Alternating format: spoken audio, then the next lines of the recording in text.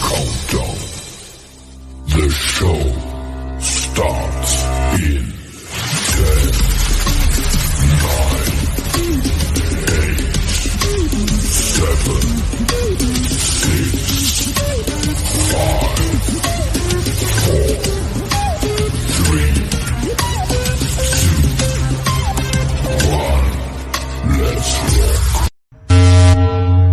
Broadcasting from the Big Peach of Atlanta, Georgia. A show unfiltered, unscripted, raw. The Patriot Angle Podcast.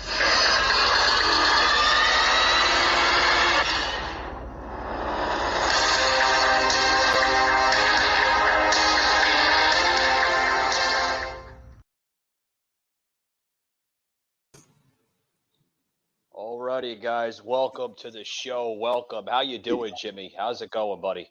What's up? Can you hear me? Oh, you can hear me. All right. Yeah, I can hear you loud and clear, buddy. How's it going over there? It's good. I like the backdrop, man. Yeah, we definitely revamped it in the last week since you've been on since last week. Definitely put a futuristic look to it. So I like this one a lot better. Eric does, Alicia does. Yeah, we got definitely, like I said, improving little by little. The panels that we had on fell off the fucking wall, but it's all right. Replace them with these for now. You know, it is what it is. Sometimes you have glitches. For those who's just joining in, welcome, guys, as we're getting in some listeners coming in from who's dominating the platforms right now, Eric? Okay. So we got Rumble obviously dominating the platforms, coming in around 800 live views on Rumble, which is awesome. Facebook, I see about 10 on Facebook, looming in, so that's okay. And then the Unfiltered Patriots of America, which is our Facebook group page, guys, only got about 1 tuning in. So that's okay. That's okay because, you know, this will replay after it's done. Rumble does have a replay on it for up to 24 hours, guys. After 24 hours, it becomes a regular video. So after 24 hours, the replay goes away on Rumble. That's throughout the entire platform. That's how Rumble works. But is it really? I'm not too familiar. Yeah, Rumble. Yeah, Rumble does give you a 24-hour what's called an overlay replay on there, and then after that, it goes into its full video. So don't be upset, like, you know, like, oh shit, you know, we can't hear the Patriot Angle podcast with Michael and Jimmy tonight because, you know, the live replay is over. No. It just goes. It basically cancels out of the live panel of that feed. After that, after 24 hours, guys, you'll see it. It'll go back to the regular video content. So the only thing that sucks about that, guys, now is after the 24-hour lapse expires, the live chat box goes away. So you're not allowed to chat live after that 24 hours. But that's okay. You know, you can always comment on the regular comment section of Rumble. But, guys, welcome to today's show. Welcome. We got a mixed episode today. We're going to talk about pro wrestling and the world of MMA. What is going on with MMA and pro wrestling? Guys, we have a lot of stories here on the show. We're going to talk about Roman Reigns, what's going on with Roman Reigns. A lot of rumors coming out of WWE that he's possibly leaving and basically going down the same path as his cousin, Dwayne "The Rock" Johnson. Could we see Roman Reigns in the next big Hollywood set as his older cousin, Dwayne "The Rock" Johnson? So big news and rumors on Roman Reigns possibly leaving the company. Just the other day, a lot of people were questioning where was Sasha Banks and Naomi on last night's Monday Night Raw. They were scheduled to be at Monday Night Raw last night, but apparently maybe some contract issues going on with Naomi and Sasha Banks. They just literally, Jimmy, they walked the fuck out of the company. I mean, they got there. yesterday afternoon around 2:00. Sources say, but then they just walked out. Yeah, I was reading that, and yeah, we were supposed to have somebody a little bit more well versed, but my buddy never got back to me. So we'll handle it as best we can. We definitely, me and Mike are on the same page as far as some of the articles going on out there. So I'm sure there's a lot of interesting stuff going on. Sometimes you can't talk about politics all the time. Sometimes you gotta mix it up a little bit, a little mixed bag. It does good for the soul. You know what I mean? You got to mix it up. I want to give a big shout out to somebody tuning us in on Facebook. Big shout out to Richard giving us a thumbs up here on the panel. Thanks very much, Richard, tuning out of New Jersey. Believe it or not, Hazlitt, New Jersey. So thank you very much, Richard. Much appreciation, much support. Thank you very much. Yeah. So I did read that article. That's interesting about Sasha Banks and her counterpart, which is Naomi. Yeah. That takes a lot of balls, especially in the WWE, because they've always had the Vince has always been a tough guy to work with. If you offer nothing, I mean, that was always like his thing, So showing up to Raw and then walking out, I don't know, maybe their contract's going to, if you're not, you got to sell. If you're selling, they'll work with you. But we've seen what he's done in the past. I mean, he's an old man now. And yeah, he's pushing almost 80. Yeah, I don't watch it as much anymore. Like, I'll catch it here and there. But, back in the day, even if you were a shooting star, if you fucking rubbed him the wrong way, he was going to, like what they did with Bret Hart with the Montreal screw job, where they screwed him into the belt to Shawn Michaels. So, I mean, that says a lot. And I think, if you read it the right way or we're on the same page, I guess people were kind of calling for other people to kind of walk out with them in solidarity, and nobody really gave a shit. Well, there's a lot of rumors coming out of Wrestle Talk, a big YouTube channel called WrestleLamia, which basically, I mean, they're always right when it comes to rumors and stuff. WrestleLamia just earlier today just posted this on their Facebook, not Facebook, YouTube, excuse me, their YouTube channel, saying that, like you said, the contract might be expiring, but we could see Sasha Banks and Naomi enter their 30-day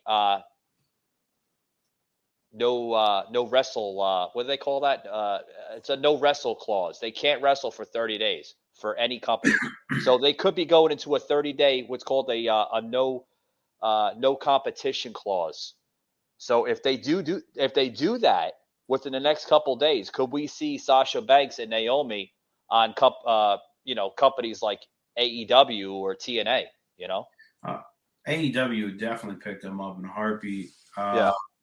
I mean, that's kind of what they built their platform off of. Like, they have a lot of original people, but they also, picked up a lot of people who had a lot of tenure in the industry. So why wouldn't you pick someone up like her, who's kind of done it all at the in WWE? So, listen, these people, they have creative differences sometimes. Like the writers want them to do some bum shit, and they don't agree with it. And I'm back in the day, that was always like the thing, right? Where it was the wrestlers, they had in their contracts some kind of clause in there that gave them some free will over their content, over their brand.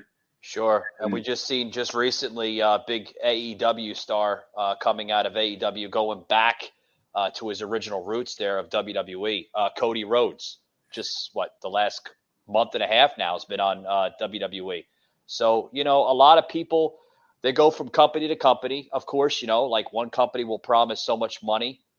You got to go where the money is, Jimmy, Yeah, well, he has a long history with WWE, his family. Oh, of course, the Rhodes family, the American Dream, Dusty Rhodes. Yeah, they helped build that company. Like those types of greats, those types of people helped build that company, and they rolled with the punches whenever they got, new characters that they that they had to be. you had Goldust, you had his father, you have the brothers. So, they owe something to WWE. Maybe not everything, but I know he came back WrestleMania. I watched WrestleMania. He came back and he won, which was kind of cool. So, and if I get anything wrong out there, I don't want the wrestling folk don't beat up on us too hard. Right? Yeah, they'll be like, no, he wasn't supposed to do that and everything. But I tell you what, I tell you what, Jimmy, I heard the rumors about Cody Rhodes. I heard that he might be going to WWE during WrestleMania 38. Right? I heard it, but I wasn't really I wasn't really too certain about it. And when that music hit, and the fog machine started blasting the fog, and he started coming out of the ramp there of the entrance, I was like, what the fuck, man? You talk about ratings. The ratings just jumped probably by 50 points, I mean. Yeah, I mean, listen, I think that, I don't know. Like I said, I don't catch it as much anymore. I'm more of an MMA fan, but yeah, wrestling definitely holds a certain place in my heart. Growing up as a kid, I watched, wrestling all throughout the 90s. So, and I watched a little bit of it in the early 2000s, and then I pop in here and there, and I have friends that are really big time wrestling fans, and I tuned into WrestleMania, and I was like, this is fucking entertaining, dude. I'm like, I haven't watched WrestleMania in years. I go, and their entertainment factor's still there. And, and again, if you're a hardcore fan, you're like, I wasn't impressed by it or whatever it is. For someone like me, that's kind of what they want to do. They want to capture us, guys us, to come back and watch it. I thought it was entertaining, yet. Yeah, I thought it was entertaining too. I mean, what'd you think of, speaking of entertaining and really good matches, both of them, they sold this match tremendously. The way they had that in-ring chemistry between Charlotte Flair and Ronda Rousey this past WrestleMania. I thought it was phenomenal. And then, of course, they redid it at WrestleMania Backlash. We're going to plug this video in here. But before we do, Jimmy, what's your insights on that, man? That was a fucking great match. It's cool because, like I said, I didn't really watch much of Ronda Rousey when she left MMA. And then when I tuned in and found out that she had the whole Roddy Piper gimmick going on, I thought it was cool because it brings you back. And I was like, that's a great way to honor the guy and keep it going. And then for her to take on, Ric Flair's daughter, I'm like, holy shit, Ric Flair's daughter's a wrestler. You know what I mean? I wasn't even up on it like that. So it definitely intrigued me to kind of catch up a little bit more and kind of poke my head back in because they have some good content. I mean, it's not the Attitude Era and it's not the Aggression Era, but it's definitely it's definitely not that that 1996 through maybe early 2000. I think was the best era of Attitude Era, in my opinion, was. But you're that's what we liked, man. We got to see that wrestling transform into this hardcore shit, and it was almost like, what else can you do? What else can you bring to the table? And ladders and chairs, thumbtacks, baseball bats, things on fire, blood, gore. It was great. And then they realized they had to change it up a little. So, but now that I watch it, I have a nice respect for it. As an adult, you definitely see the difference being an MMA, more of an MMA fan. But by far. It was entertaining, man. They had Jackass there. That was cool. And I'm just like, everything from the early 2000s is coming back. So I really appreciate it. Oh, yeah, by far. We got somebody coming out of Rumble saying, please, Michael, Ken, we'd love to replay or relive the little segment match, if you can plug into your show, coming out of who the hell is this? Okay. The Nightmare of Stardust is asking us from Rumble to plug that in. We're going to plug that in. This is a really good match, guys. Check this out if you missed it. Fucking phenomenal between Rousey and Flair. Ronda Rousey versus Charlotte Flair. Who can make their opponent utter the words, I quit? If you do, you become SmackDown Women's Champion. There are no pinfalls, no countouts, no disqualifications. We expect this match to be as physical as they come. And Al Rousey with 2 kendo sticks. Hell no! Charlotte trying to retreat out into the WWE Universe. No! This is my title! And back off the top of the barricade.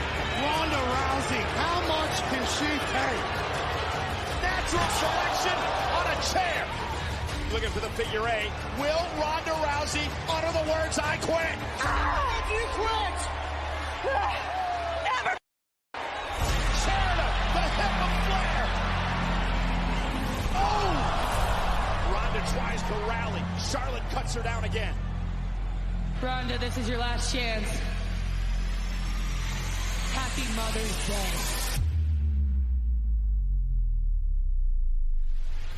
Ronda Rousey and Ronda dragging Charlotte's arm through the chair. Rousey looking for an arm bar.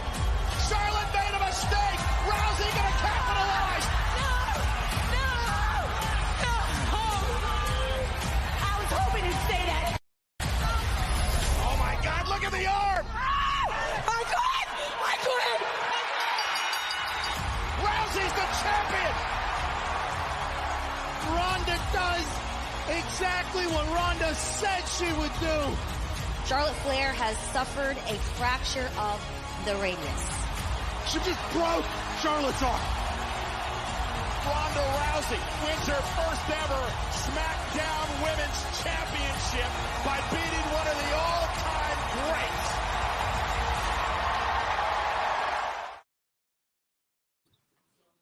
So, Man, that was pretty good. What a fucking match that was. I mean, she went to a length of even like fucking putting her in what was like almost like a It's an armbar. was it an arm bar? I thought it could have been a triangle. It looked like a triangle at first, but I'm impressed because I wish I would have seen that match. I do have pay-per-view, so I should have checked it out. But that was interesting, and she kind of brought that MMA element, like her and Lesnar. When Lesnar went back, they kind of brought that like that MMA element back because before you had submissions, right? But they were like the fancy, like gimmicky submissions, like, a figure 4. Boston Crab, all those types of things, right? And this is like they're going right into like that would be an armbar, of course. And the best part is that we know that she could do a real armbar and really break your arm. Sure, Rousey could whip any of them. I mean, I understand it was scripted. I really do, right? But if it was real life, she would have. I mean, literally, probably paralyzed her. If it was real life. Yeah, I mean, the woman is she's a fucking beast. I mean, they're not in the same category. They're not in the same category. She's able to wrestle because she's got the athletic ability, the fitness. But putting those two things together is not. It's not the same thing. You could. Well, really you see the backstage analysis, journalists, whatever you want to call them, there for WWE, saying that Charlotte Flair suffered a fractured radius. In near the wrist. I don't know. You think that's scripted to kind of sell the storyline a little bit, or you actually think that she actually did it? That's all scripted. I mean, listen, those mistakes do happen, and you're in the heat of the moment, and you might not realize that you're applying that shit too hard, and that person might not have, just doesn't have that much flexibility in that area, and you can easily do that. Think about all the wrestlers that leave the ring with concussions, that leave the ring with sprains and fractures, that leave with contusions. I mean, and like you said, there's a level of scriptedness to it. There's a level of selling it and selling hits and selling moves and tagging each other and shit like that. And I gotta say, man, I'll actually go back and watch that replay because it looked like you gotta watch it. I mean, you could probably catch it on Peacock. If you download the Peacock app, I know it's on Peacock. The WWE Network is pretty much no more in the United States. It's only made exclusive now to the fans of the UK and overseas. But yeah, you Is it catch it on really? Peacock. Oh yeah. They made that deal about probably about 4 or 5 months ago, where you can't if you're going to subscribe to what they call now, Jimmy, they're not called pay-per-views. You have to use the correct pronoun for them. They're called live premium events. That's what they're called now. Okay. So when you catch the live premium event, you got to go on to Peacock, which is the new live streaming platform for WWE for the United States. And yeah, you catch it on Peacock. It's cheap as hell. It's actually cheaper than the old WWE network. It's only like $4.99 a month. I mean, you can't afford $5, man. There's something wrong with it. You know? Wow. Yeah. I just pulled that up. WWE is fully converted to Peacock. Now it wants to make more content. The WWE will host its WrestleMania 37 event exclusively on Peacock as part of a $1 billion rights agreement. Holy shit. I got to follow up on that. That's insane. That's a huge contract that, that Vince and the whole, executive board across WWE up in Connecticut, man, they pulled that contract hard. I think they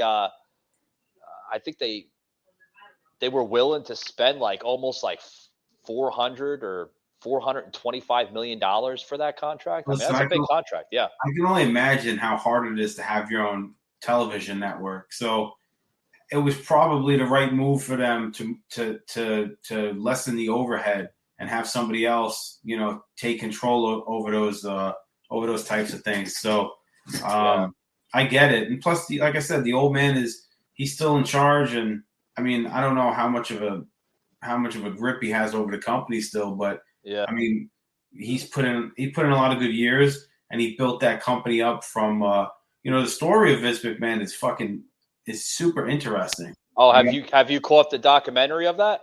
I didn't. I mean, I just over the years I've seen plenty of things about Vince and how he had a father that wasn't involved in his life, and then all of a sudden he came from a dirt poor community. He was living in a trailer park in North Carolina.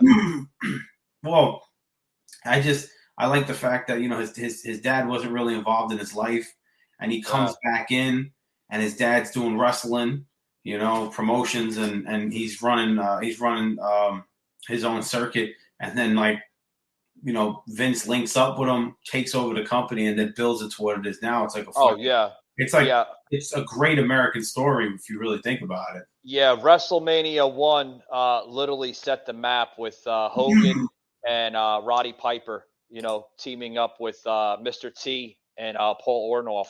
That was literally the first WrestleMania in 1980s. That literally set the map for them. And then fast forward 3 years ago, you remember the historic match between Hogan and Andre the Giant when he pressed the Andre the Giant. I mean, I think I was maybe 4 or 5 years old when that match came into play. Well, that's I was watching that. Was it Behind the Ring or no? It was some documentary on the WWE network when it was still the WWE network. Yeah, and Hogan's talking about how he's talking about his love for Andre the Giant, basically. He was larger than life, and he said that night he goes slam me, and he's like, "Oh shit, okay." I mean, he's 500 pounds, right? Yeah, he was a big man. And he goes and he picks him up, and he slams him for the win. That was kind of to push Hogan into the to push him into that stardom and make that Hulkamania. Well, I was about to say that's when Hulkamania was pretty much born in around 85, 86. 86, 85 is when literally Hulkamania just, took off the map, so to speak. But guys, we got to get a quick break in here. I want to get into this story here right when we get back from this break, Jimmy.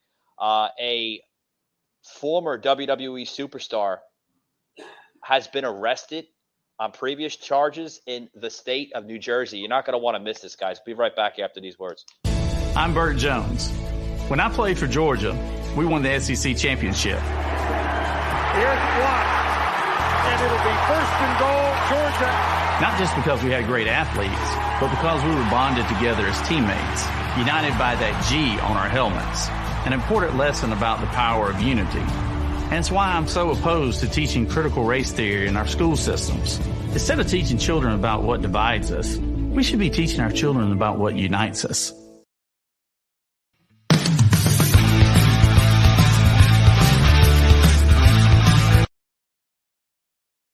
Well, right now, former WWE superstar is back in jail, charged in a deadly crash in Volusia County that happened back in March. Tamara Sitch appeared before a judge this morning. She's known to wrestling fans as Sunny. News 6's Catherine Silver was in the courtroom with what led up to this decision. Prosecutors argued they wanted Tamara Sitch back behind bars because they believe she is a danger to the community. Today, a judge here agreed, noting a history of alcohol-related incidents.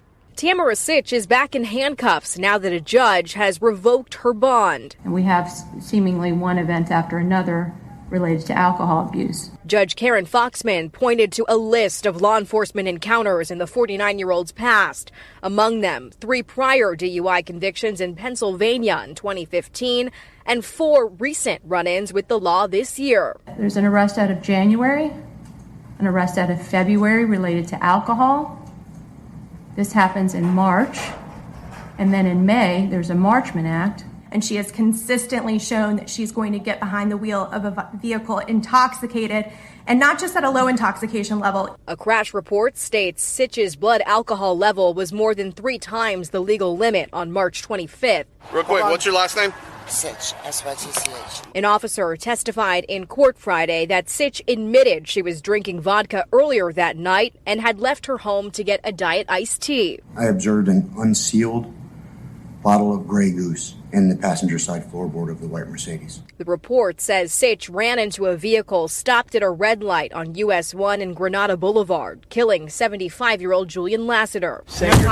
Sitch refused to comment on the case. I think that this whole process, everybody's been hurt, not just the family. Her fiance had this to say about the hearing. They should have decided that she was a threat to society before they granted a $225,000 bond, had me pay $22,000.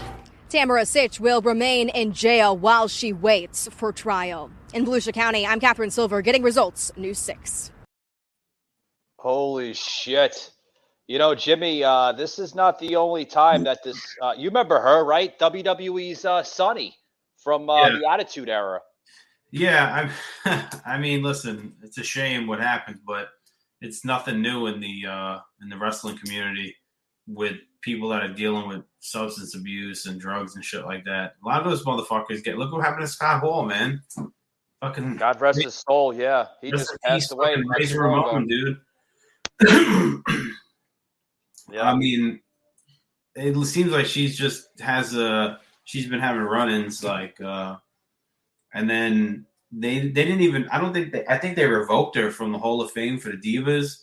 Oh yeah, they took her out. Vince took her out, and then I think I'm not sure if Triple H, because Triple H, he has a lot of pull now in the company as an executive. Of course.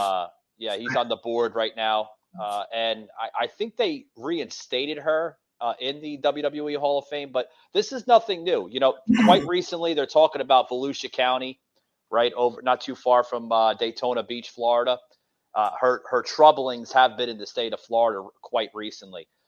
This goes all the way back to Pennsylvania, and then just earlier this year, she was arrested on a DUI charge on Highway 35 in Monmouth County, New Jersey, near Manasquan and Matawan, New Jersey. So, I mean, she is a New Jersey resident. She's from Matawan, New Jersey. But, I mean, it's terrible. Like, substance, yeah. Hey, man, we've seen this happen with a lot of different people in the organization of wrestling, and I've met a couple. Couple guys along the way on the street that wrestled for like ECW, WWF, stuff like that. And oh, really? Yeah, they seem like they were living normal lives, but you don't see those demons. Listen, for you to want to, your career is beating yourself up every night in front of a crowd. It goes to say that you're you're probably not your normal person walking the street. Your normal person walking the street is not comfortable with getting tagged in the face, not comfortable getting slammed on the floor, or running around a ring and sweating and in front of people. And those people are special people, man. And either they're built to be superstars or they have a lot of demons, and this is something that they enjoy. And obviously, I mean, you bring up a lot of good points, man. You brought up, the great late Scott Hall, right? Formerly known as Razor Ramon, right? From the late 90s, right? When he was, hey, Chico, and he'd take the toothpick and, throw it at the camera. He played that remnants of almost like, of an Al Pacino Scarface. That's what he resembled. I think that's where his character originated from. Yeah, I think he did say that in a documentary with Jake the Snake Roberts. Which, speaking of Jake the Snake, I'll plug in a small little clip. We got Jake the Snake that was just recently on Joe Rogan podcast not too long ago. Kind of digging the dirt on professional wrestling, and Joe Rogan. Yeah, I seen that. That was a fucking awesome. That was an awesome podcast, man. Yeah, but we're talking about wrestlers dealing with substance abuse and drugs, and you can talk about Sonny, real name Tamara Sitch.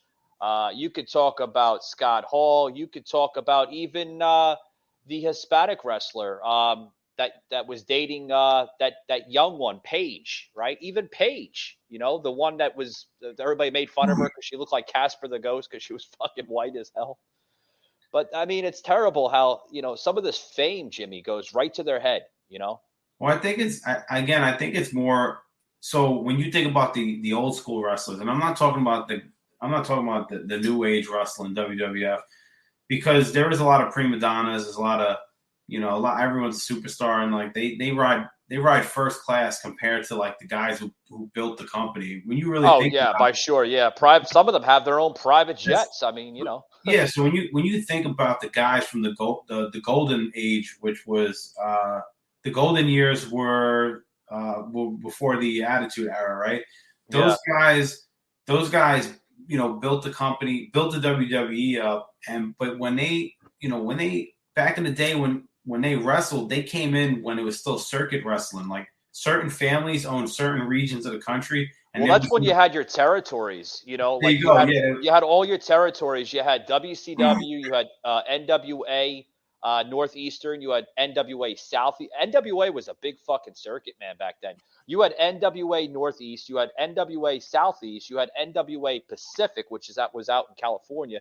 You even had fucking what the hell was it? Dusty Rhodes that ran a small circuit out of Tennessee and Texas.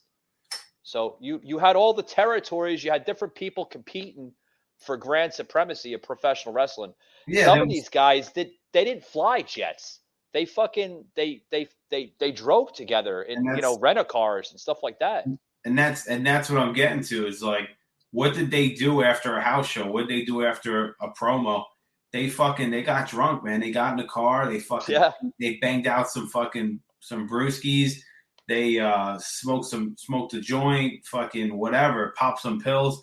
So those guys, that's why you see that era, that generation of guys, having a lot of those issues, because they were fucking straight up animals. They were beasts. That's what they were there for. They were there to wrestle, to entertain, and beat themselves up. And and they entertained the hell out of us through those years. So I think those guys contributed to our childhood. So I definitely give them many thanks and praise for it. And some of them succumb to that. After banging you're banging Percocets or some kind of pills, on the road. And I'm saying allegedly because I don't know who did what, but they had to do a lot. I mean, you see in the early 90s with the accusations that Hulk Hogan was trying to, pretty much save his integrity as not as a wrestler, but also a human being. He was saying, "Oh, I was forced to take steroids by Vince McMahon in the early 1990s." Listen, I wouldn't be surprised, man. Listen, Vince was a businessman, and anything to get his fucking. See, people don't realize that Hulk Hogan is a big guy in general. He's not a little guy, but I'm sure he had those I'm sure he was like encouraged those guys to do a little something, right? Like it's like when you see those old beauty pageants and they're like measuring waist and they're like, you need to go on a diet and lose fucking 5 pounds. You're a fucking fat pig. And the lady's like 120 pounds and they want her to be 115, you know? So I would not be surprised if he stood in there and said, hey, Hulkster, if you want to get your career up and running, you're gonna have to bang a little juice and fucking hit the fucking weight room a little bit more. Cause I need, we did see a difference though. You remember seeing a difference with Hulk Hogan from the early 90s to when he went over to WCW in the late 90s. Huge fucking difference. Hulk looked like skinny as hell, man, when he was in WCW. Man, he probably got off the juice a little bit earlier. Yeah, he had to get off the juice. Yeah. But if you look at a lot of the guys nowadays, though, I feel like wrestling doesn't have a lot of what do you call that? Big guys anymore. Yeah, just not a lot of variety. There's the word, right? Like with the exception of like the most recent big guys, such as like your John Cena, your Dwayne The Rock Johnson, maybe. You know, those are the most recent guys that kind of came out, you know, that were big. But what I mean by variety is you don't see like early days in the business. You have big fat guys, big natural guys, little guys, skinny guys. Now I feel like they're all fucking jacked to the gills and ripped. So and listen, you know a lot of those guys are still on juice. I don't give a fuck. Oh, sure, they have. I mean, there's no getting that big and that ripped without having a little help from taking the syrup. You know what I mean? I mean, look at John Cena. I mean, I know he's not on TV anymore. He's doing a lot of his movies and stuff. Kind of did the same thing that Dwayne The Rock Johnson did a few years back. Said, you know, the hell with this. I'm not putting my body through hell. I'm just going to make movies, you know. You could see in John Cena's body, man, just the fucking veins popping out, Oh, man. yeah. Guys, I mean, listen, that's part of the business for them is their physique. It's not just like you're going to come out and be some average sloppy fuck like myself and do well. If I come out and wrestle as a big dude, I better have one hell of a fucking gimmick, or I'm a really badass heel at that moment, and I got to be strong as shit. Sure. In order to do that. But I also read an article that about Raw. Believe it or not, their ratings. You know, this article came out on the 17th, which was today. That since last week, they actually seen an increase in viewership, which is kind of surprising since they had that whole thing with people walking off. I think a lot of it has to do with some upcomers coming back to the company. You know, we talked about Cody Rhodes earlier in the show. I think it has a lot to do with people like Cody Rhodes coming back. I think you're seeing, you know, behind the scenes type of stuff, you know, where they're kind of like releasing some of their old producers and bringing back the old, like, kind of attitude era of the producers. Because you could see that, you know, the people that are actually running the show behind the scenes, you know, in the production trucks and stuff like that. I think that makes a difference. You know, your writers, right? You have story writers in the back of the scenes there, writing stories out a little differently than the last couple of years. So I think that has a lot to do with it, Jimmy. You know? Yeah, and then, you know, you also have, since you have Roman Reigns kind of stepping out for some summer absence, I guess that's also probably bringing buzzing where people are like, who's gonna, you know, who are they gonna write in as? We talked about that earlier in the show. I'm seeing a lot of rumors coming out of WrestleMania, and I'm also seeing Wrestle Talk basically reporting on it, saying that Roman Reigns could be in the possibility of legal issues. What the fuck? Huh. Yeah, check this out, guys. We got a video here, Jimmy. Check this out, guys. There is a huge update about the Roman Reigns leaving WWE situation. So many fans have been wondering, is Roman Reigns still in WWE, or has he already left the company? We now have an answer to that question. Roman Reigns, of course, sparked huge news when he, at a house show, broke character, said that he probably wouldn't be coming back to that location again, and many fans wondered, well, why wouldn't he be coming back? And then it was revealed Roman Reigns is indeed going into a new phase in his career, and WWE may not be part of that new phase. And adding more fuel to the fire, it was officially announced by WWE today that Roman Reigns will not be a part of the Hell in a Cell pay-per-view in June. Wow. He's not even on the fucking card next month. Holy shit. And this guy carries, like, both of the titles. He carries the Universal title and the WWE title. Yeah, since WrestleMania. So, yeah. I mean, I don't know, man. That's I haven't really seen much on it other than that he's taking a leave of absence, but I wonder what the leave of absence is over. Yeah. Is it over? Is it because if he was, I'll be honest with you, if he was taking a leave of absence due to pursuing a movie career, I'm sure that Vince would say we want to probably relinquish those titles. But so here, if he was going to do something similar to what his older cousin did, The Rock, about 5 years ago, when he first got into Hollywood. Longer than that. The Rock. Yeah, about 10 years ago. Excuse me. Where the hell's my head? It's been a long time now. I think the Hollywood Rock was even further back. I'm talking maybe like 05, 06. I'm talking. Yeah, I know it's 05, 06, but I'm talking about like when he was shooting movies and also wrestling at the same time. Yeah, that was early 2000s. I'm talking about when he first said, you know what, I'm going to take off from wrestling for a while. We didn't see The Rock for a while, and then all of a sudden, Scorpion 3-4 years later, yeah. When he went to do the Scorpion King, let me look up the year. Yeah, as you're looking that up, Jimmy, as you're looking that up, what I'm saying is we didn't see The Rock for a while, and then 4 years later, he came back into the full-time competitor as a wrestler. That's Roman Reigns could be doing the very same thing. Didn't Roman Reigns have cancer though, and he was out? You think it's he had leukemia. He had leukemia like right before the pandemic started, like around 2019, early 2020.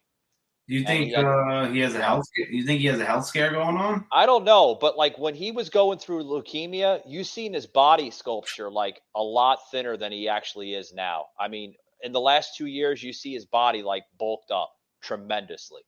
I mean, you could he's a little bit lighter than his cousin, The Rock. I mean, The Rock is like fucking built like a brick shithouse, but I mean, he's had 2 separate battles with leukemia, and I mean, I hope for him it's not a health scare because, I mean, I don't know the guy personally other than him being a wrestler, but he made it to where he is. Not only because not from his family, but who he is too. And guy's a fucking superstar. And I'd hate for it to be something like that because that's tragic if it is. And knock on wood, I'm just throwing it out there. Right.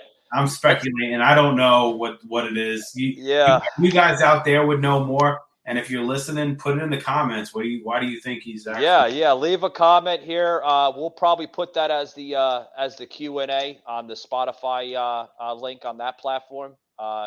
Those who are not familiar with Spotify has an actual section on the episode where they're launched, where there's an actual Q&A. So we'll put that in the Q&A section. What's going on? With Roman Reigns. What's your insight on that? So, yeah, let's switch the tides here. We talked about last week. We got into it a little bit. A lot of us didn't know what the hell's going on in the world of MMA, right? Cain Velasquez. He's in trouble, Jimmy. He's going to be doing some time.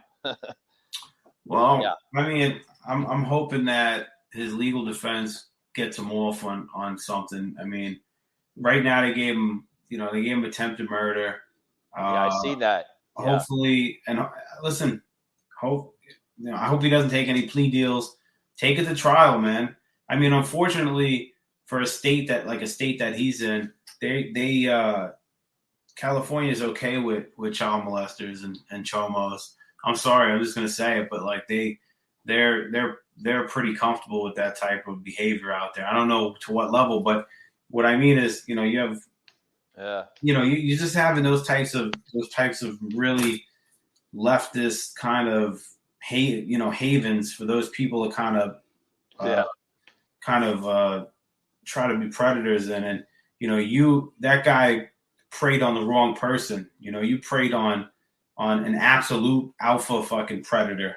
And if given the chance, that guy Cain Velasquez would kill him with his hands. So sure. And what that guy did to his daughter, or allegedly did to his daughter, is unthinkable. And I definitely stand with him, and I hope that nothing. Well, they denied his bail for the second time. Did you see that?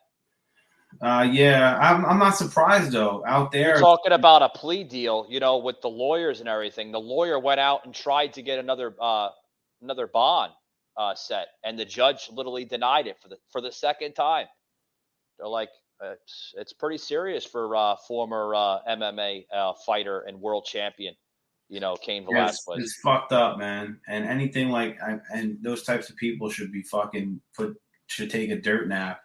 I hate saying that, but I don't mean your average person. I mean somebody. If somebody did that to your family member or your child, how would you feel? He's doing what most dads would do. I don't care what anyone says. Like, no, they wouldn't do that. Well, put yourself in that position, and it reminds me of that kid. That kid where back in the 80s, his karate instructor took him and for a couple of days. And are you talking about the Karate Kid, Ralph Macchio? No. Okay. I'm not talking about the Karate Kid. Oh shit! Okay. It was a young kid. His karate instructor he disappeared with him for like a couple weeks, and when he came back, the police finally found him. The father found out that he was sexually assaulted, and his father was waiting in the fucking airport when they brought that guy in. It's a huge clip, and the guy's in handcuffs, and the police are escorting him through the airport. He's at the fucking payphone in the background. The news is there. He fucking turns around with a revolver and blows the fucking guy's brains out right there. Yeah, I seen that. Yeah, and that guy was found not guilty by a jury of his peers because most people sitting in that seat understand how it feels, and I understand justice. People want justice to run its course, but I feel like it's not running the way it should be. Oh, sure. Yeah. You just mentioned that story. Extreme Sports Podcast here on Rumble literally said the same thing. I'm reading some of the comments that are coming in on Rumble, and they're saying the same thing. Yeah. Jimmy'The Rant. Yeah, we agree with you, pal. That was a fucking phenomenal story that came out. Never forget it. Extreme Sports Podcast. Thanks very much. Big hat tip to you for tuning into tonight's show. Much appreciation. What I will say though is at least he's got people in his corner, like Daniel Cormier is in his corner. Yeah. And that helps, man, because you need somebody to have your back in those times. And he was a great fighter, and I hope justice is served and he's let free. Well, hopefully, but I mean, here's a little clip here we'll plug in. Check this out, guys. Former mixed martial arts champion Cain Velasquez will remain in jail while he awaits trial on attempted murder charges. The judge denied his request for bail this morning. KTV's Ann Rubin live for us tonight right there outside the courthouse with more on the story. Ann? Velasquez's attorney had wanted him released on $1 million bail with electronic monitoring, but the judge said not enough had changed in the case to change her mind about bail. For the second time, a judge has denied bail for former UFC champion Cain Velasquez, citing his reckless disregard for human life. Velasquez is accused of attempted murder and 10 other weapons charges after he allegedly chased down a man accused of molesting his 4-year-old relative. That man, Harry Goularte, was released from custody without bail.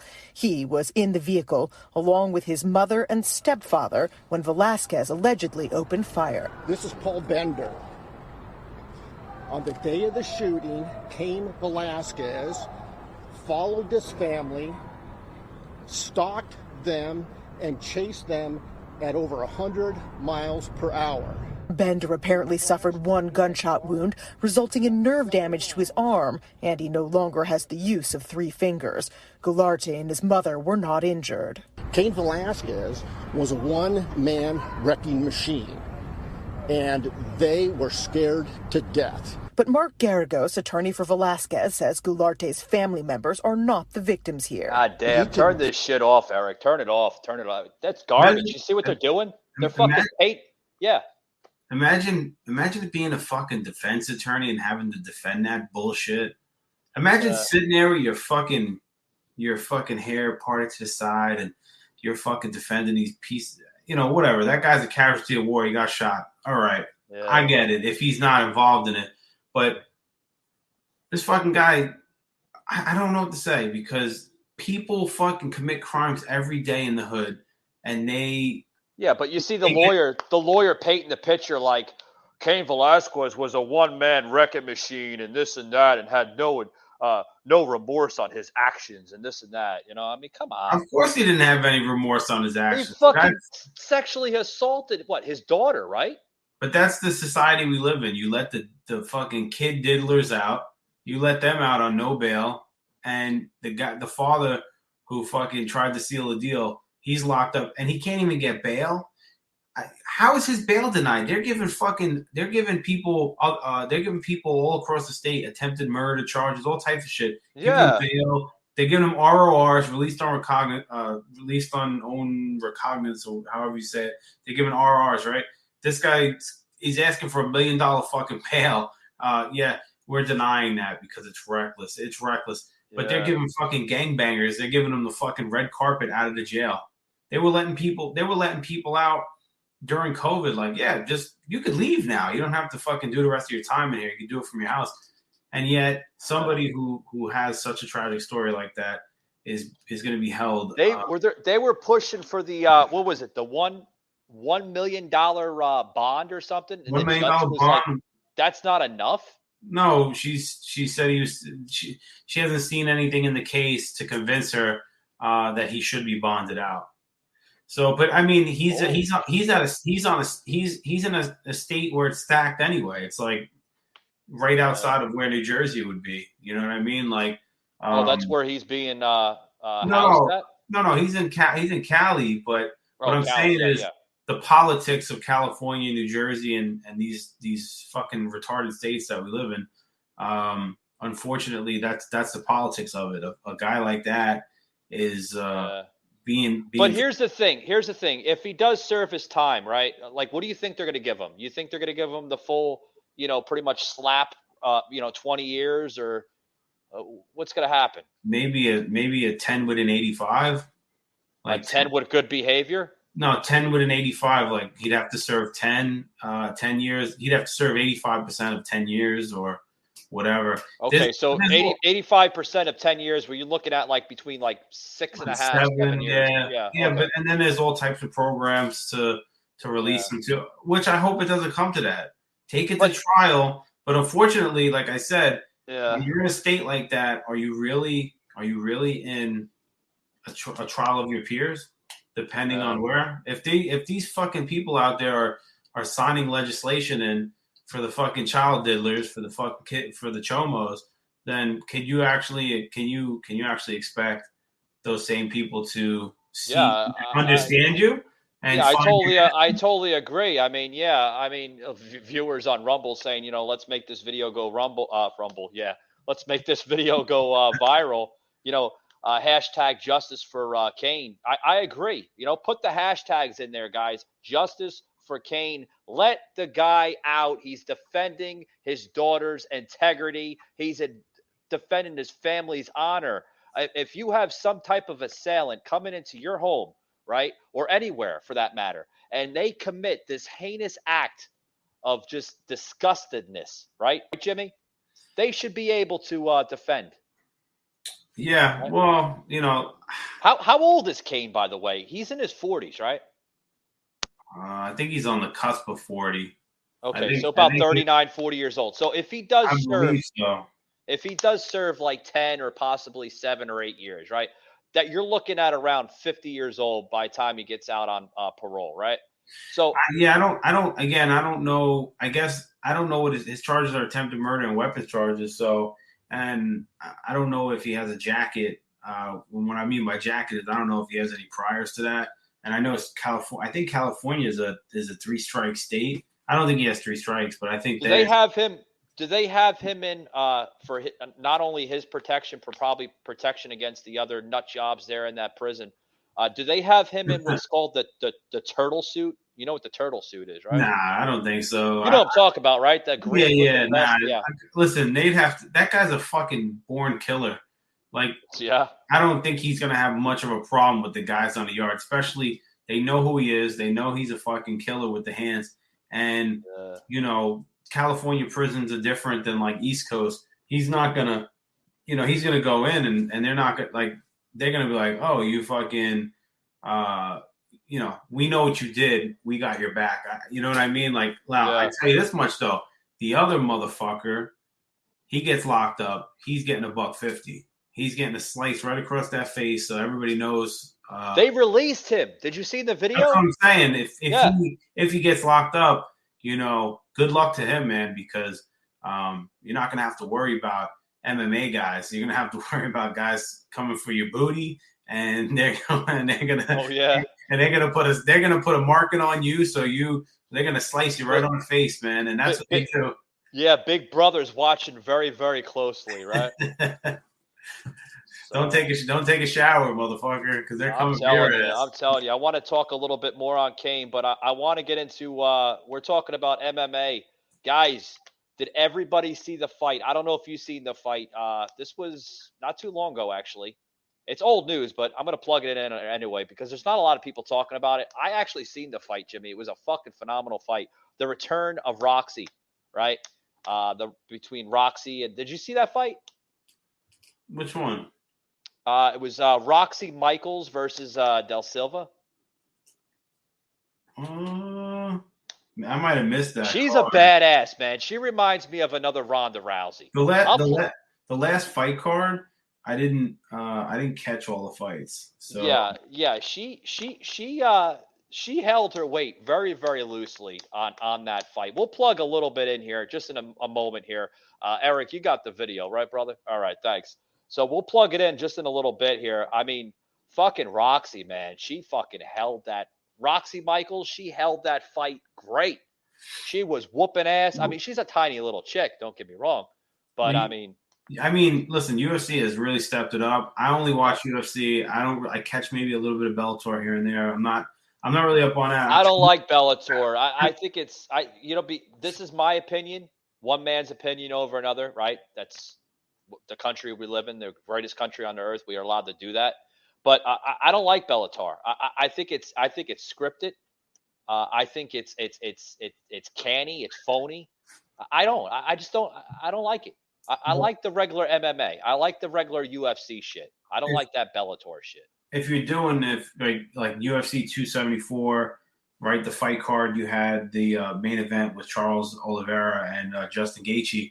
Justin lost. Justin's a fucking phenomenal fighter, but he lost. That submission was insane. It was a first round submission, and I didn't expect it to.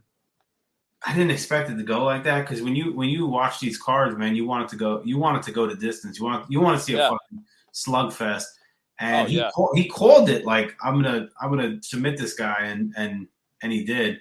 And you had Rose, Thug Rose. She lost, which is by decision though. We were talking about that last week, and you had to correct me. I'm like, because I watch a little bit of it. It's been a couple of years since I haven't watched it. I'm just getting into UFC and the world of mixed martial arts, but this Roxy fight not too long ago, I mean, it had me out of my seat.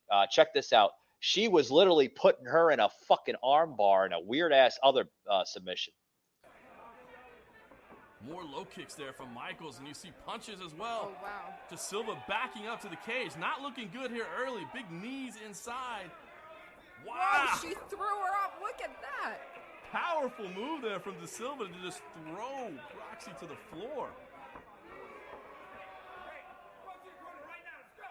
Now she's giving her attitude. Roxy is upset about that. Seems like maybe complaining that she grabbed the hair. And yeah, we're going to see a warning here. Maybe even, 1 point deduction there from referee Cesar Lascano. That kind of explains why she was able to throw so well. It did look like maybe she got a handful of hair as she threw her opponent to the ground. Certainly can't do that. And overall, Michaels is a better all-around fighter. Showing that early. She moves into the clinch again, presses the action to the cage. You see that, Jimmy? that's like a novelty fucking. I know it's hey folks, you're probably wondering like what the hell is Michael talking about? It's lingerie MMA, but it's in the same industry as UFC. It is. It is. But it's more like for like entertainment, That's just entertainment. Yeah, you look at a bunch of girls in their underwears and stuff like that. But you see where Roxy had her in the fucking? It was like an innovated arm bar, like a standing arm bar. It wasn't. No, you know how your arm bar is usually when they're on the mat, right? Yeah. But she was standing up doing the arm bar. I've never seen anything like that before. That was fucking. Submissions are a lot harder to pull off than people think they are because these guys are so and girls, they're so well rounded now. Like when you watch the earlier days of UFC, it was like a fucking bar brawler versus a karate guy or a jiu-jitsu guy versus a boxer. But now pretty much they're pretty much well rounded. So sometimes you see some crazy submission finishes and I'm like, holy shit, how'd they pull that off? And it was the right recipe. And the last fight night that UFC had, the Blachowicz versus Rakic, that was a good fight. Fucking guy slipped and got. I heard about that. He slipped. What the hell did he slip on? He just slipped, right? It was like a goof. There's blood and sweat all over the floor. Yeah, I know, but I mean, that was a good fight. The Davey Grant fight was good. Those guys were fucking gassed out. Davey Grant took it with a round 3 TKO, but those guys were fucking gassed out by the third round. Bantamweights too. On top of that, I'm sorry, it was the Ryan Spann fight. So it was Ryan Spann and against Kudalaba. I want to make sure I say the name right. Kudalaba, that's how you pronounce it. Yeah. I'm sorry, they came out. Now I'm thinking about it. Ryan Spann was talking about I'm gonna get him into a submission. I'm gonna submit him. They came out. They were fucking slugging it out, and Kudalaba's a brawler. He fucking slipped. Once he slipped, it was over. That was it. Here came the submission.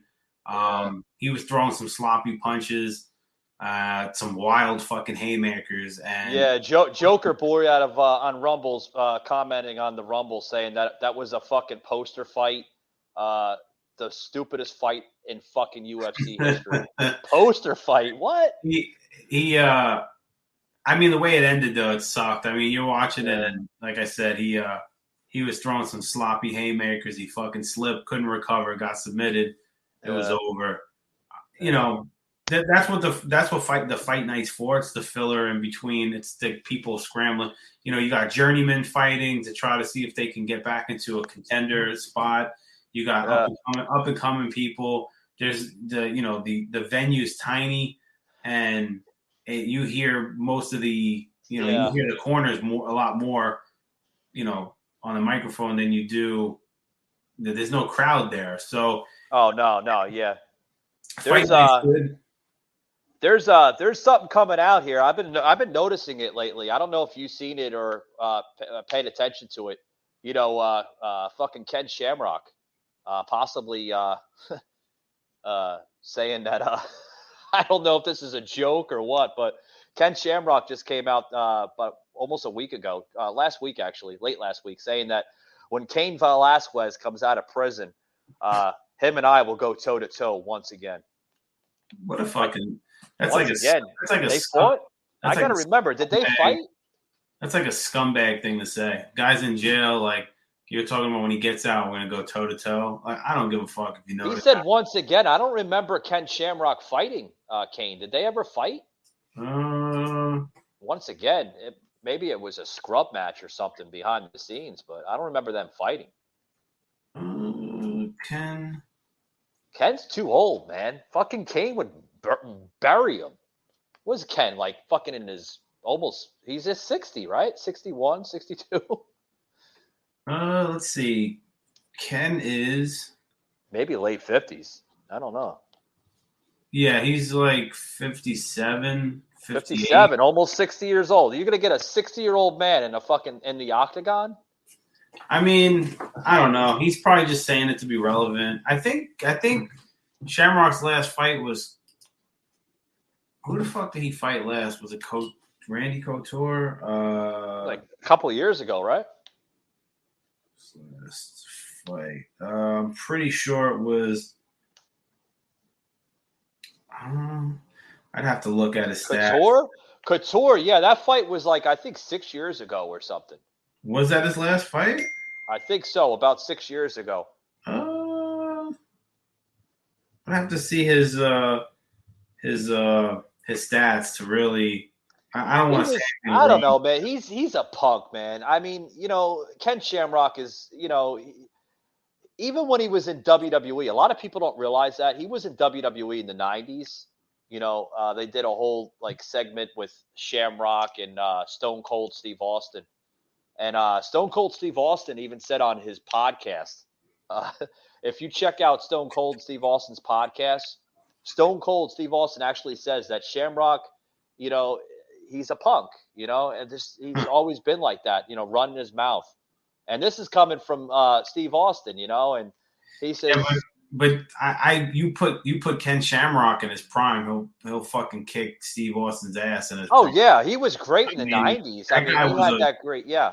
You had those guys make that crossover to wrestling. Yeah. Him, Dan Severn, but those guys would fucking kick your ass. Like those guys were thugs, man. They were brawlers. Like, you talk about brawlers. Look at Brock Lesnar, right? He's been back and forth over the years between UFC and WWE. Well, oddly enough, yeah. I mean, Cain Velasquez was the one who put him out. That was the first one to take Brock out in the UFC. Yeah, Brock was running his mouth too much. Brock had a loss to Frank Mir from a funny submission because he didn't expect it, but Velasquez was the first to really rock his shit, and then Lesnar went out on that. He had that infection in his intestines. Yeah, that's kind of that's the tattoo he has on his stomach hides that scar. And then when he came back, Overeem fucking kicked him right in the fucking shit. And after that, he was like, "I'm done. I'm going. I'm leaving." He went back to WWE. But yeah. I mean, there's a lot of cool stuff coming up in UFC. You got the next fight night where Holly Holmes is the main event, the main card. So we'll see what that looks like. Speaking of Lesnar, did you see on social media I call him the idiot. He's funny, but he's got an MMA background. Matt Riddle. He's on WWE now. That's what he goes by, Matt Riddle, but he was in MMA. Matt Riddle, but on WWE he goes by Riddle, right? He's kind of like partnering up with Randy Orton, right? They're the tag champions now of WWE. He said, when Brock's ready to come back, I want to have a match with Brock Lesnar at WrestleMania 39 next year, right? Well, they all say that because that's their Brock didn't take him serious. He's like, you're gonna if Vince is gonna give me a worthy opponent, it better be somebody better than fucking Matt Riddle, Yeah. Have you seen Matt Riddle? He's puny. He's small, real small. He's like a welterweight, I think. Maybe 160 pounds. He's a little guy. Yeah. He's a little guy, and his last fight was 2014 in the UFC, and then I guess now he's over at WWE. But it's easy for those guys to make a transition because their fitness level is already there. And well, they got the mat skills. They developed the mat no-brainer. skills. Yeah.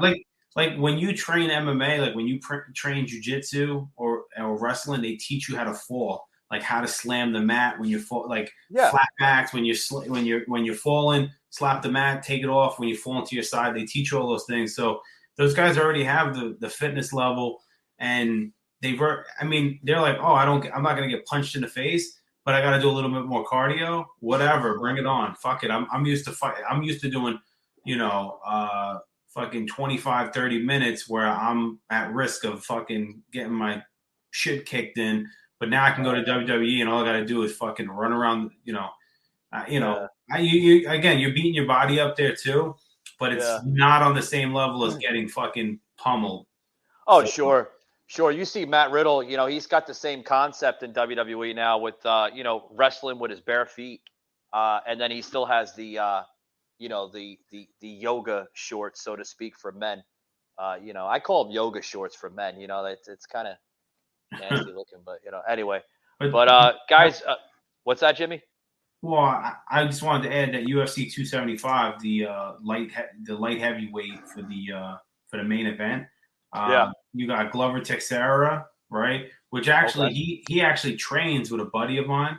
Buddy of mine owns a school over here, a dojo, and he trains with a lot of those guys. Daniel Gracie, what the hell's the other guy? He just came into UFC. He's in his corner all the time. He came from kickboxing. Alex, I got to get his name, but Glover Teixeira. This is in New Jersey?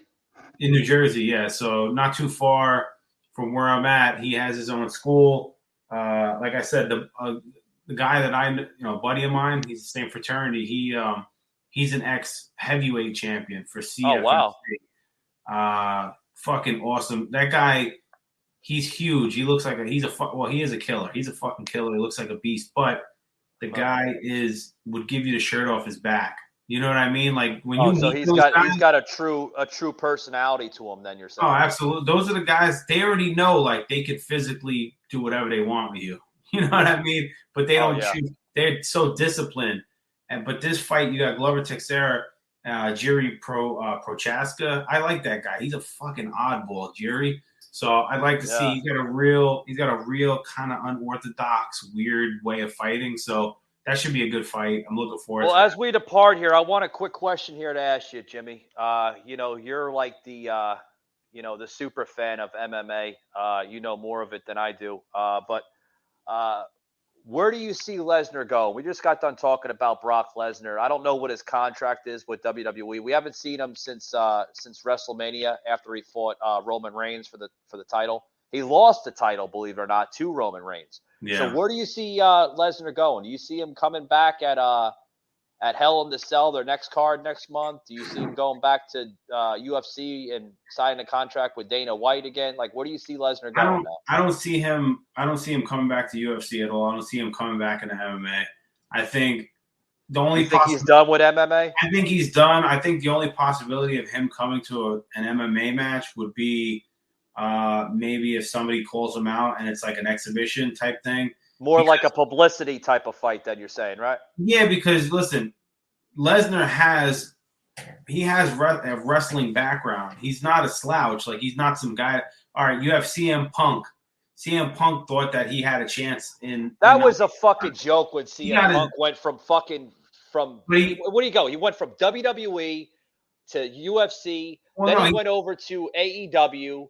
And then he just we didn't see him for 4 or 5 years. Well, but I'm saying if you talk about, he talked a lot of shit about coming to MMA, and Dana White told him. Dana White was like, "Listen, dude, this is not your fucking thing. Wrestling's your thing. I respect it. Well, you step into this octagon and you're in fucking trouble."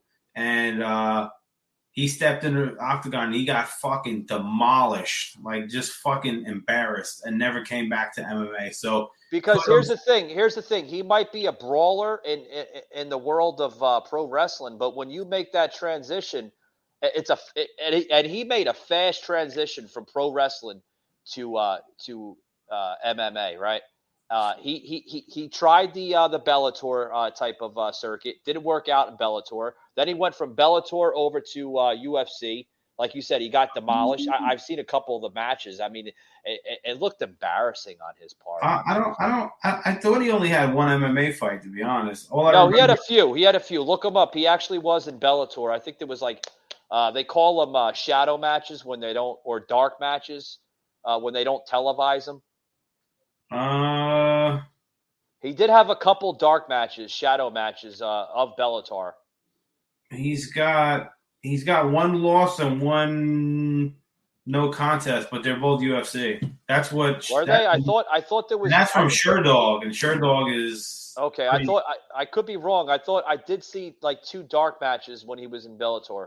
Nah, he tried to go to UFC, tried to do his thing, and he got his ass kicked.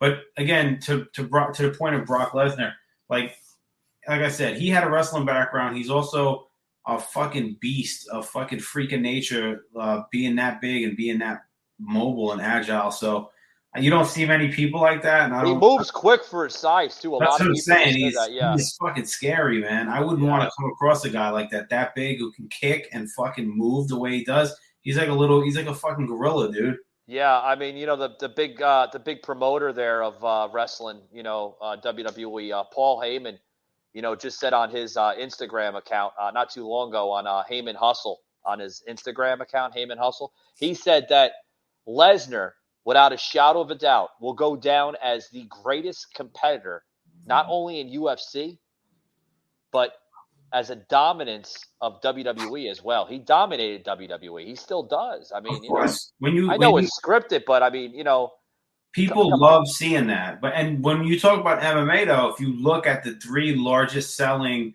MMA fighters, like as far as pay-per-views, you got Conor McGregor, Lesnar, and Ronda Rousey. So, we know who sells events, and that's why McGregor still has appeal too. Well, Ronda Rousey, pretty much the top, the top dog, or the top, the female version, right? The top female dog of WWE now, right? She just won the title against Charlotte Flair. So I think Vince has a lot of confidence in Rousey as a seller, right? She can sell tickets, right? I mean, she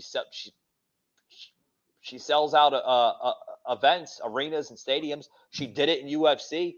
She could do it in WWE, right? People want to see that. They want to see that.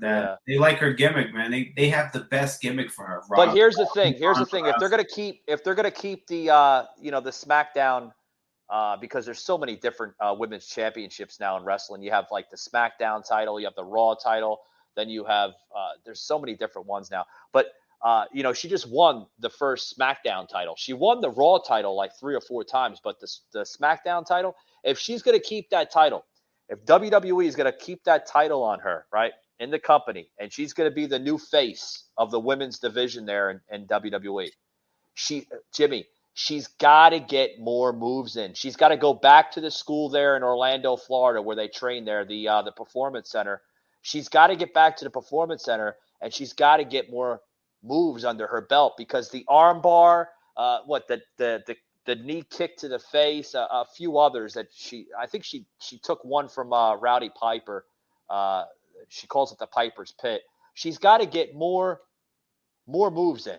I would agree. I think her gimmick as being like the MMA crossover. Yeah, because she reminds me of a female version of Brock Lesnar. Like if they're going to put the title back on Lesnar and they're going to make him the face of the company again, Lesnar again and Rousey, they have to get more moves under their belt. Like come on, Lesnar's a beast in the ring. We all know that. But I mean, how many fucking F5s do you want to see on TV? Yeah, how many? You know what I mean? But he's solidified as he was a WWE wrestler that successfully transitioned over to MMA. So I won't say that Brock has to change who he is, because he built his reputation in the WWE. I understand, Jimmy, but no one wants to see F5s and no one wants to see German suplexes continuously through the entire match. That's him, man. I mean, listen, when you had Undertaker and Kane, you seen power drivers and fucking choke slams.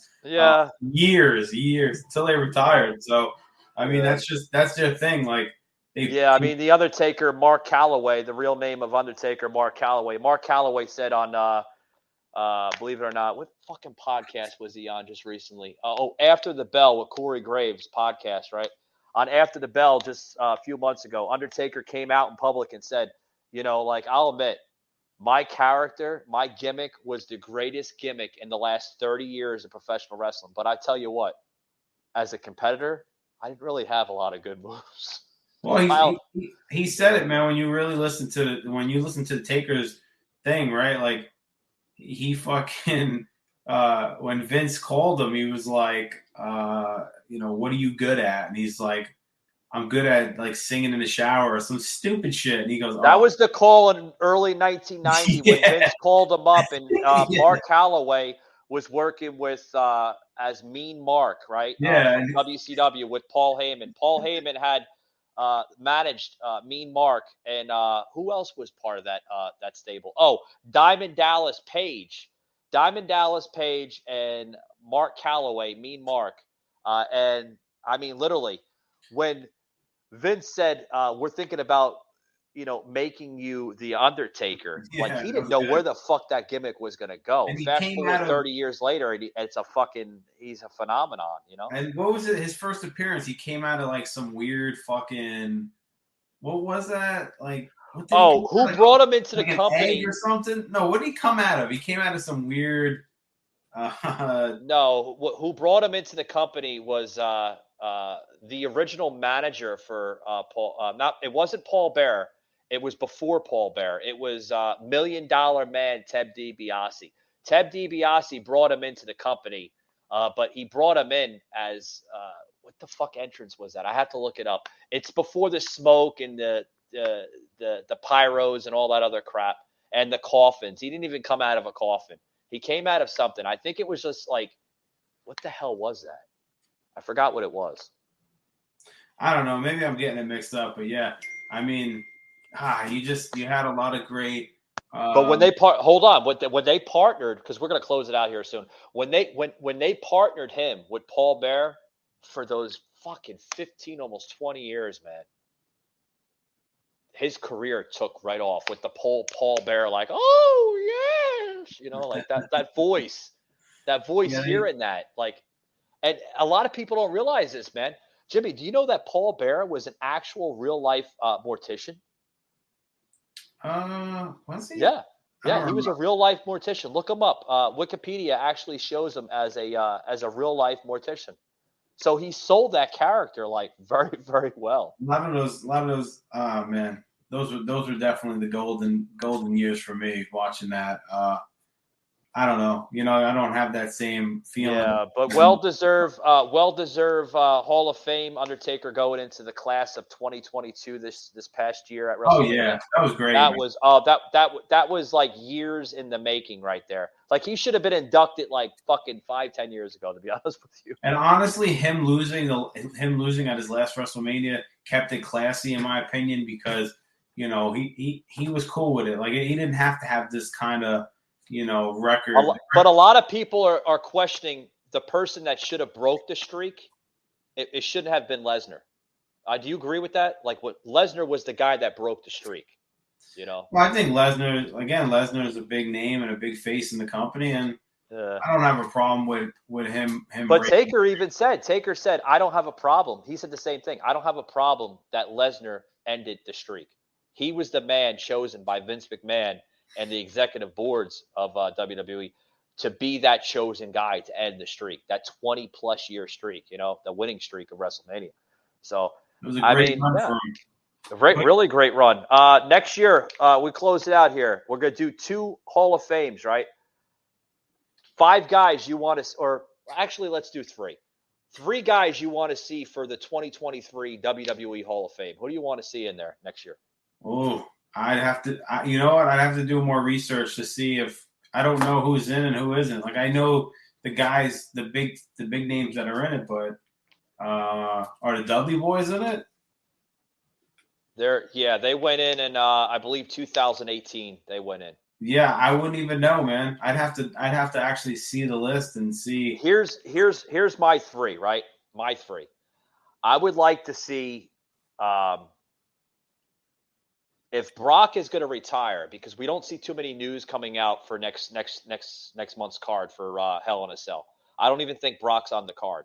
If Brock is literally, if his last match was at WrestleMania 38 this year against Roman Reigns, I'd like to see Brock go in it next year, right? Brock. Oh yeah, he's definitely going in. It's just a matter of when they're going to do it. He's definitely in it. I'd like to see Michael Cole, which is an announcer. He's been on the company for 20 plus years. A lot of people don't realize that. He started out in 96 or 97. And he wrestled too. Yeah, he wrestled against Jerry the King Lawler, which was funny. The Kiss My Feet match, or I think it was the Kiss My Ass match or something. So, Brock Lesnar, Michael Cole. And the third I'd like to see is Shane O'Mac, right? Money, right? Mr. Money Man himself, Shane McMahon. I'd like to see Shane in it next year. Shane put out some great matches with the Undertaker, the Hell in the Cell match. He had some high flying elbows in his day. Yeah. I will say that, but I don't know. Maybe he's reserving it. Maybe he's reserving it more for the guys. Like, I mean, he deserves every right. He wrestled in it too, but maybe he's reserving it just for the guys out there. Yeah. Last one. Let's do the 3 for MMA. 3 guys you want to, if they do, that they don't have a Hall of Fame, do they? No, not yet. Okay. If Dana White comes out and says, you know what, I want to compete with Vince, we're going to do a Hall of Fame for 2023. Who do you want to see in 2023 if they do a Hall of Fame? Oh, shit. I mean, obviously, like Hoist Gracie, without a doubt, would have to go in there. Yeah, because, I mean, their family is the fucking creators of Brazilian Jiu-Jitsu. You know what I mean? Like, they're the fucking purveyors of it. GSP, George St. Pierre. Yeah, would definitely lock that in, and Randy Couture, Ken Shamrock, fucking the hopefully Cain Velasquez, the Iceman, Chuck Liddell. Without a fucking doubt, would love to see Chuck Liddell's that dude, man. I was gonna go with Chuck Liddell. And you can mix it up with women too. I do Chuck Liddell, Ronda Rousey, without a doubt. I know she's WWE, but you could do that, even though there's like a no contract clause. You could still do that. I've seen other companies do that shit. Even AEW, they've done just quite recently they brought Mickie James, which is in contract with TNA, right? She came over this past Royal Rumble, and she was actually fighting in the Royal Rumble, carrying the fucking TNA women's title on her. So you can do that cross contract shit. So I would do like Ronda Rousey, Chuck Liddell, and I would have to do, I'm not really sure the third. I would have to say between like Velasquez and Lesnar, without a doubt.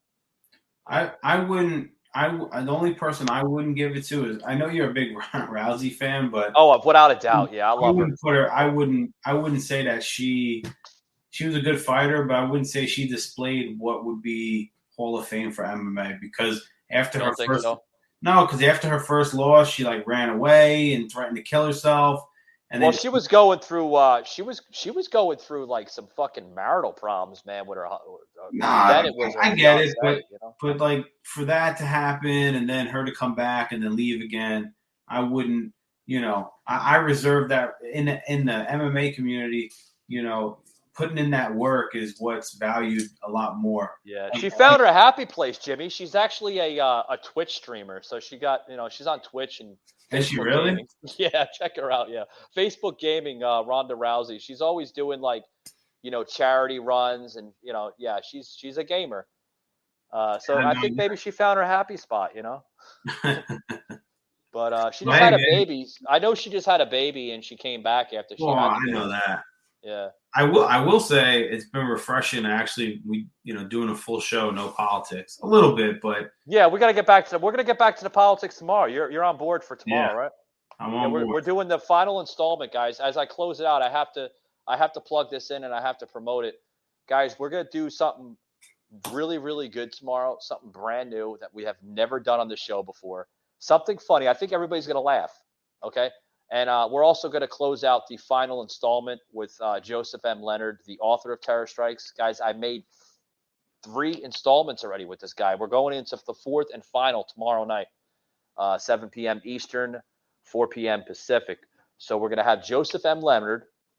We're going to close it out with his story, his political viewpoints. And then also, too, we're going to introduce, guys, social media American Jeopardy.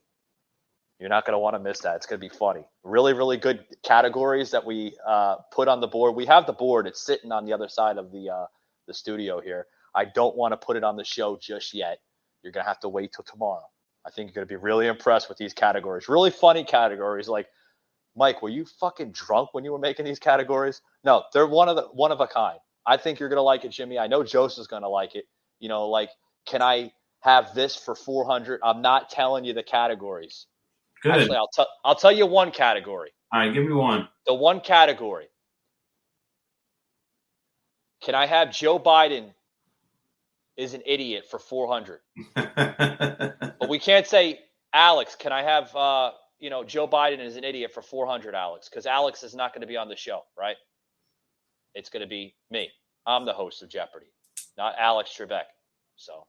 Well, remember, Biden has the new movement. It's called FAGA. Fucking America good again. Yeah, I've seen that. that's the new cult, right? Yeah. But Jimmy, it's been great, man. Kind of talking sports with you. Got into MMA, got into the world of professional wrestling. Yeah, nobody beat us up, man. We're mixing it up, and hopefully you enjoyed it and you tune in for tomorrow's episode as well. And if not, you can always find older episodes. Just scroll through that library, give it a listen. A lot of good content here at the Patriot Angle. Yeah, definitely. Like I said, guys, tune in to tomorrow night, 7 p.m. Eastern, 4 p.m. Pacific. We're going to be streaming live once again on Rumble, which we're doing really good on Rumble, surprisingly. Rumble's where it's at, man. Yeah. And then we're going to stream live again on Facebook, both Facebook, the Patriot Angle Podcast Facebook page, and then also the group page, Unfiltered Patriots of America. And then also the website as well, too. So you're going to want to catch that. Jimmy, it's been great, man. We'll see you tomorrow night, bud. I'll see you tomorrow. Thanks for having me on. All righty. Patriot Unfiltered. You just heard an episode of the Patriot Angle Podcast, an Unfiltered Patriot Productions. Please follow us on Facebook at the Patriot Angle Podcast and Instagram at Patriot_Angle_Unfiltered. Also, you can hear every episode on Amazon Music, Audible, Spotify, Google, and Apple Podcast.